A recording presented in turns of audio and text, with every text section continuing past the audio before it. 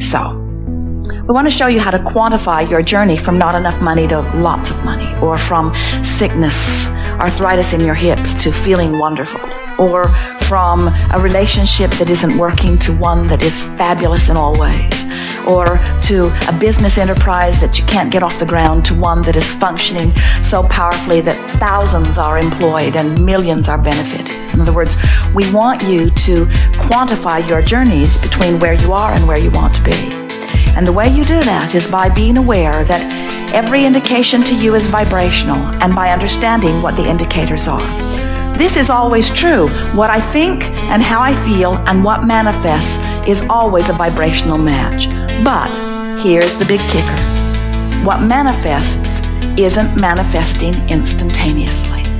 So you've got all this leeway that makes you sloppy.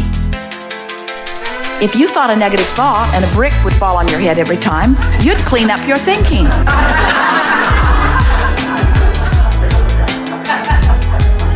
But you're not here to be punished about your thinking. You're here to understand your thinking. You're here to use your thinking, your focus, to create. And it is such a delicious experience to come into conscious awareness that what I'm thinking right now and what I'm feeling about it is setting into motion something in my vibrational future. And what I'm thinking right now, most important, what I'm thinking right now is bringing me close to many things that are already in my vibrational future. Can you see how someone could get their heart broken, and then they could get sick, and then they could lose all of their money, and then they could wreck their car all in the same week? In other words, it's easy to understand how they get focused in that place of despair, and then the only thoughts that they have access to are thoughts like that, and so they just beat the drum of it, beat the drum of it, beat the drum of it. And if they've been doing it for a while, then their vibrational escrow's full of all that kind of stuff, and in a very short period of time, they begin manifesting the results of how they've been feeling, you see. So we don't want you to be afraid of your vibrational escrow. It's full of wonderful things too. But we want you to be aware of what you're doing vibrationally, because we want you to know which way you're going along this journey. We want you to know when you're headed toward what you want or when you're headed away from what you want. You can tell by the way you feel whether you are moving toward what you want or whether you are moving in opposition to what you want. That's what your guidance system is all about. You understand that, don't you? Never again will you ever feel negative emotion and not know what it means. So just stop and laugh, and most of all, make peace with where you are. That's the most important thing that we want you to leave this room with today. Because if you're here relative to money or relative to abundance of any kind or relative to wellness or relative to relationship, if you're here and you want to be here and you're condemning the fact that you're here, you cannot budge at all toward what you want, because your condemnation of where you are is holding you so much here. It's as if you've got your feet nailed to the floor. You've got to make peace with where you are. And think about it. When you give yourself a break, or when you give somebody else a break, when you try to make it better, when you try to make the best of something, don't you feel relief when you do that? Have you ever made a mistake? And have you ever been in a situation where someone whose opinion you care very much about noticed that you had made the mistake? And then, have you ever had the benefit of that person who you care very much about their opinion, who saw you make the mistake? Have you ever seen them laugh and say, "Isn't that the way we all do?" Esther tells people, the reason I'm so smart is because I've made all of those mistakes. I made them all. And then she offers a joke, like the one-armed alligator wrangler, she says, we learn as we go. In other words, looking for a way or a reason to diffuse the feeling. And when someone does that in the midst of your feeling uncomfortable about your mistake, what do you feel? You feel relief, don't you? In other words, someone has helped you make peace with where you are. When you try to make the best of something, you move closer into vibrational alignment with what you want. When you try to make the worst of it, you're moving in opposition. So, why does anybody make the worst of it?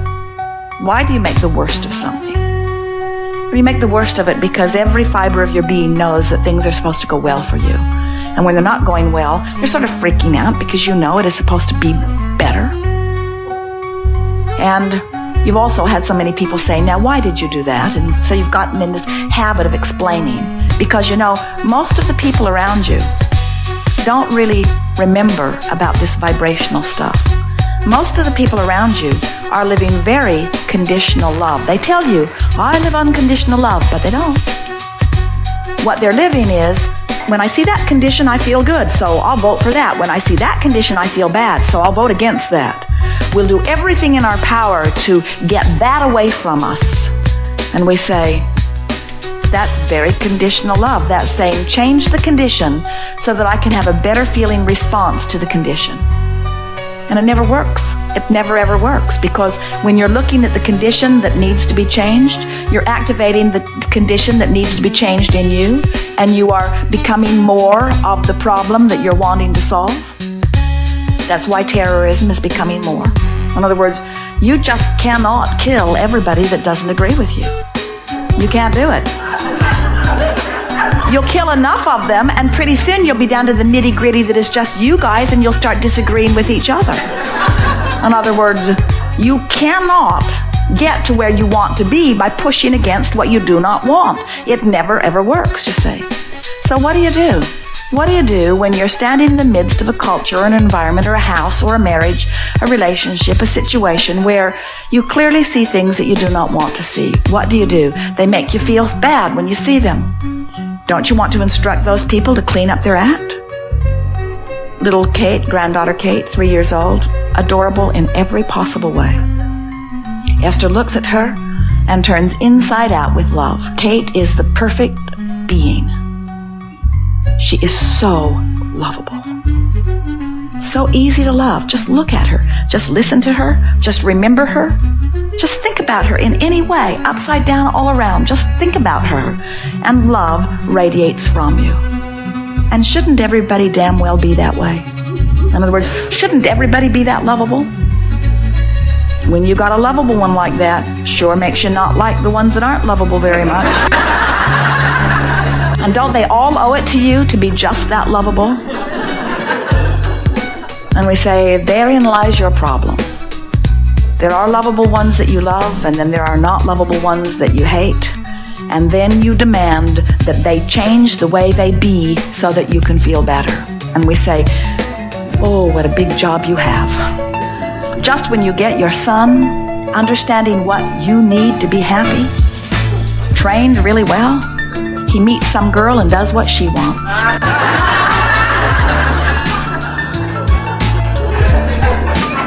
And if your happiness depends upon anybody else performing in any way to please you, it's no wonder you feel out of control, because they're all selfishly oriented too. One of the most humorous things we ever hear is when a very selfish one says to you, don't do that, you selfish one. And what they mean is, don't satisfy your selfishness, satisfy mine. And you just got to wonder who gets to decide whose selfishness gets to be satisfied. And we say Source has decided long ago. Everyone gets to have their selfishness satisfied. Every perspective of self is of paramount importance to Source. And when you are in alignment with your own desire, your world will be perfect. When you think about it, if every point of consciousness standing in every situation were preferring something and Source was answering every preference, then wouldn't the whole be better off? So how is it that you got in competition with one another? How is it that you came to believe that if he gets what he wants, somehow I'm deprived of what I want? Why do you put yourself in competition for the same prize when the resources are infinite? In fact, the resources expand exponentially to the percentage or the perfection of your desire. When you want it, if this time-space reality has given you the facility to desire it, to identify it, to want it, this time-space reality has the facilities to provide it for you in manifestation. You couldn't want it if it wasn't possible to get it, you see. So when you understand that you are not in competition for any resources at all, you never say, well, I have been well for the last 10 years, 20 years, 30 years. I've been well for as long as I can remember. So I'm going to be sick for the next 10 years and allow some poor sick person to have my share of wellness. You don't do that, do you? Why not? because you don't see the relationship between your receiving of the wellness and their not receiving of it. You don't think you're sucking up the wellness. And yet, relative to abundance or money, you often think that the rich guy's getting more than his fair share. So you want to chop up the pie and distribute it evenly, only to discover that it all ends up back in his pile again really soon. So you divide it all up and spread it all out evenly again, and it all ends up over in his pile again very soon. And you say, what's going on? I must not be worthy. And we say, no, you're just beating the drum of not enough money. He's beating the drum, money comes easily to me. He's beating the drum that says, they can't take it away from me as fast as I can earn it. He's beating the drum that says, this is an abundant universe and all good things come to me. And it's fun to figure out how to let it in. And I'm not taking score of my well-being by my money. I'm taking score of my well-being by how good I feel. And this is really fun. I'm really enjoying the money flowing into my experience. It's a poor guy over here saying, you've got all the money. You've got all the money. How come you've got all the money? Why do you think he's got all the money? You get a few billion people complaining that he's got all the money. Sure, he's going to get all the money. In other words, the things you vote most against, you're really voting for the other side. When you vote against somebody, when you push really hard against something that you do not want, you're holding yourself in vibrational discord to something that you do want. In other words, you help the other guy win over and over and over and over in pushing against what you do not want. Well, this has been fun. We are eager to talk with you about anything that is important to you. We want to help you to realize that you are the creator, that you are the vibrational attractor, that you have guidance within you, and we will show you how to move up the emotional scale. Can you separate the pain that you're feeling in your body from the emotion that you're having about it? Is it possible to hurt in your body and feel hopeful?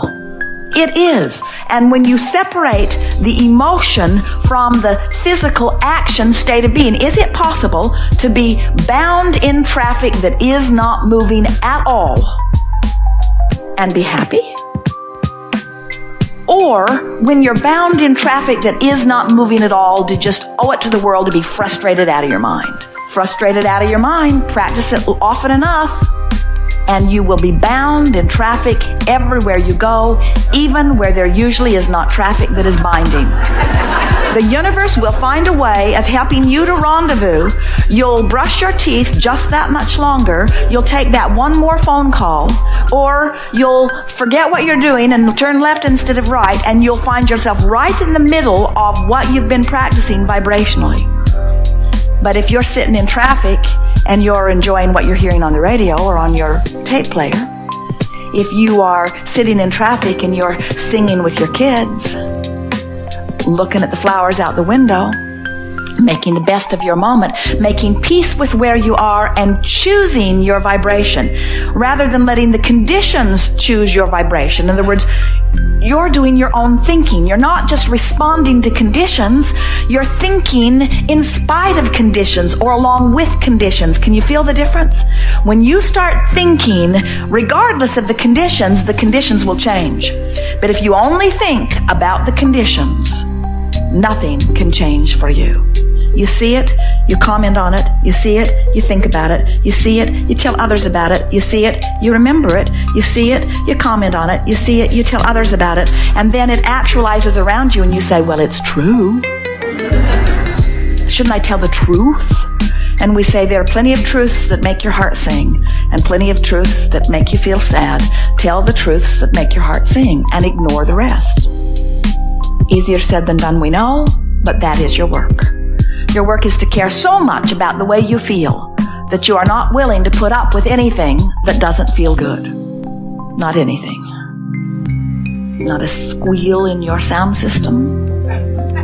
Not a nagging wife. Nothing. Don't put up with anything that doesn't feel good. Find a way around it. Find a way to make it feel better to you.